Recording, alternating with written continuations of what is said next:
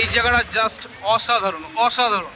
এই জায়গাটার জন্যই মানুষ পাগল, পুরীতে আসার জন্য এই জায়গাটা জাস্ট পাগল হয়ে যায় মানুষরা।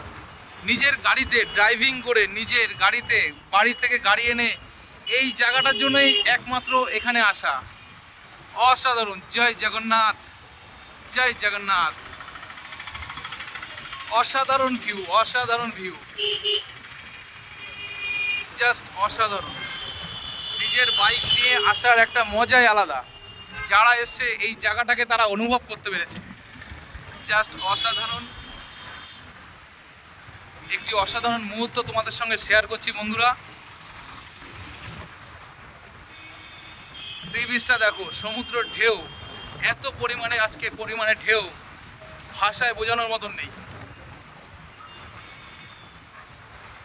এটা হচ্ছে পুরীর স্বর্গদ্বার, যেখানে আসার জন্য প্রচুর বাঙালিদের মনোপ্রাণিতর একটি জায়গা, মন ছুঁয়ে যাওয়ার মতন একটি জায়গা। এটি সেই জায়গা,